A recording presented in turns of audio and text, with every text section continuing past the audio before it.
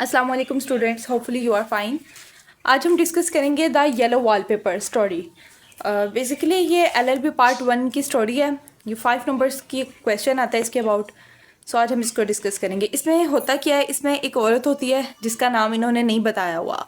वो बीमार होती है, उसको नर्वस ब्रेकडाउन होता है और डिप्रेशन की वजह से वो काफ़ी बीमार होती है। वो मेंटल हेल्थ उसकी काफ़ी प्रॉब्लम में होती है। वो ऑब्सीड मतलब पागल हो चुकी होती है, ये कह सकते हैं हम।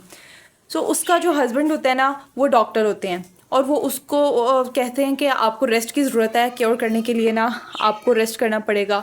इसलिए वो एक घर में जाते हैं जहाँ पर उस मतलब औरत को वो क्योर के लिए ना वहाँ पर एक ही रूम में बंद कर देते हैं।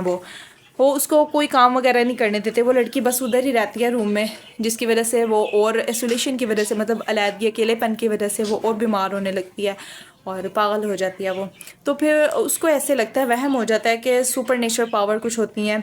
उसको ऐसे लगता है कि उसके कमरे में जो येलो कलर का वॉलपेपर लगा हुआ है उसके पीछे मतलब वो एक जेल नुमा है, तो उसके पीछे कुछ औरतें जो कि वहाँ से निकलना चाह रही हैं बाहर। सो फिर वो कमरे में रह रह के उसको भी खुद ऐसा महसूस होने लगता है कि वो भी खुद एक कैद में है। ये बेसिकली उसका वहम होता है, जस्ट ऐसा सच में नहीं होता। सो बस यही स्टोरी है और इसमें बताया जाता है कि 19th सेंचुरी में जो औरतें हैं उनको कैसा समझा जाता था माशरे में। ये बेसिकली जो औरतों की ना जस्ट यही ड्यूटी होती थी कि वो फुलफ़िल करती हैं उनकी नीड्स को as a daughter, as a mother, as a sister. एक बहन बेटी होने के नाते वो अपनी ड्यूटीज़ को वो फुलफ़िल करती हैं, घर में अपनी ज़िम्मेदारी को निभाती हैं। उनको अलो नहीं था कि वो आउट ऑफ होम जॉब करें कोई वगैरह, वो घर से बाहर भी नहीं थी इतना निकलती। सो ये थी स्टोरी का ओवरव्यू था। अब हम स्टोरी को स्टार्ट करते हैं। The yellow wallpaper. The yellow wallpaper is a famous story written by Charlotte Perkins Gilman, first publish in 1892। मतलब जो स्टोरी है द येलो वॉलपेपर, ये एक फेमस स्टोरी है जो कि लिखी है गिलमैन ने और ये फर्स्ट पब्लिश हुई थी 1892 में। The yellow wallpaper is the name because the story describe a women who suffering depression and serious nervous breakdown. मतलब ये जो स्टोरी है द येलो वॉलपेपर, इसका नेम द येलो वॉलपेपर इसीलिए रखा गया है क्योंकि इसमें एक औरत के बारे में बयान हुआ है। डिस्क्राइब अ वुमेन, एक औरत के बारे में बयान हुआ है जो सफरिंग है, जो मुबतला है डिप्रेशन में और सीरियस नर्वस ब्रेकडाउन में। She is mostly limited in a room. वो एक रूम तक ही महदूद है, रूम के अंदर ही उसको लिमिट कर दिया गया था। वेयर इज़ वॉलपेपर, जहाँ पर वॉलपेपर था। Is in scary yellow pattern, वो येलो कलर का वॉलपेपर था, उसके रूम में एक दीवार पे लगा हुआ था। Reason of a solution, she begins to see person with women वो trying to come out.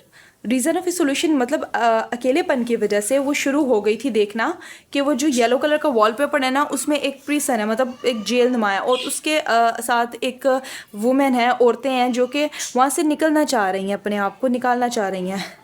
The name of the story the yellow wallpaper, इस स्टोरी का नाम द येलो वॉलपेपर इसीलिए है because it symbolise a sickness. ये symbolise है sickness का। For example इसमें यरकान आ जाता है, येलो फीवर वगैरह, ये चीज़ें हैं, इसीलिए इसका नाम येलो वॉलपेपर रखा गया है क्योंकि इसको सिम्बलाइज करते हैं। The theme of the story to tell us the role of women in a society and social reform. ये जैसा कि मैंने आपको बताया था 19th सेंचुरी की बात, ये वही बता रही कि स्टोरी का थीम हमें बताता है कि वुमेन को सोसाइटी में क्या रोल होता है और कैसी सोशल रिफॉर्म्स होती हैं।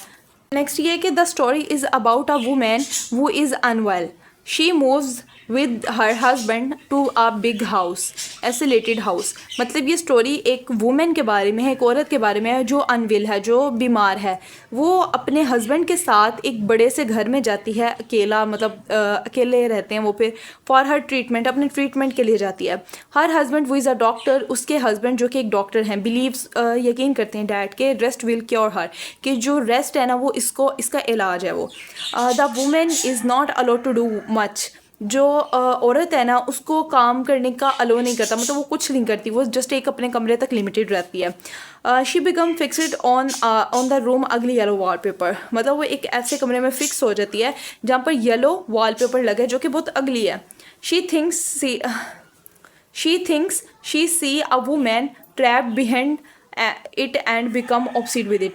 मतलब वो सोचती है, वो देखती है कि एक वुमेन जो कि ट्रैप फंसी हुई है बिहाइंड इट, वॉलपेपर के पीछे जो फंसी हुई है, और वो फिर उसको निकालने के लिए मतलब निकालती है उसको, उसके लिए पागल हो जाती है। ऑब्सेस्ड का मतलब होता है पागल होना।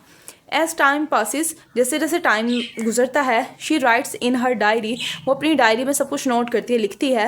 हर writing become strange and show her mental decline, उसकी जो राइटिंग है ना लिखने की, वो एक अजीबो गरीब हो जाती है, वो जाहिर करवाती है कि इसकी जो मेंटल हेल्थ है वो ठीक नहीं है। नेक्स्ट है she beliefs she is a women in the wallpaper and start taking it of. वो फिर बिलीव करती है ये कि इस वॉलपेपर के पीछे एक औरत है, ठीक है, और इस तरह ना फिर वो जो वॉलपेपर है उसको फाड़ने लग जाती है। तो कहानी का एंड भी यहीं पर होता है, उसके पागलपने पे होता है कि वो फिर उसको फाड़ने लग जाती है वगैरह। In the end her husband find her creeping around the room, आखिर पर इख्तिताम पर उसका जो हस्बैंड होता है वो उसको पाता है रेंगते हुए कमरे में ना। Thinking she has a freed the women in the wallpaper, वो उस औरत को वहाँ से वॉलपेपर से आज़ाद करना चाहती है। The story is about how she loss her sanity, ये स्टोरी इस बारे में है कि कैसे वो लॉस कर देती है, वो खो देती है अपनी अकल को, सैनिटी होता है अकल, ड्यू टू हर ट्रीटमेंट की वजह से, एंड द आइसोलेशन, एक अलैदगी अकेलेपन की वजह से। एंड इट कमेंट्स, और ये तबसरा होता है ऑन हाउ कि कैसे वुमेन वर ट्रीटेड, कैसे वुमेन को ट्रीट किया जाता था इन द पास्ट में, जैसा कि मैंने बताया अभी आपको 19th सेंचुरी वाली बात। So when it came to mental health, कि मतलब ये जो वुमेन्स है इनको पास्ट में जब इनकी मेंटल हेल्थ वगैरह ख़राब होती थी तो इनको कैसे ट्रीट किया जाता था वगैरह, ये सारा कुछ। सो आज का ये टॉपिक था येलो वॉलपेपर। अगर किसी को कोई समझ नहीं आई तो वो मुझसे पूछ सकता है, इंशाल्लाह मैं आप लोगों को बताऊंगी।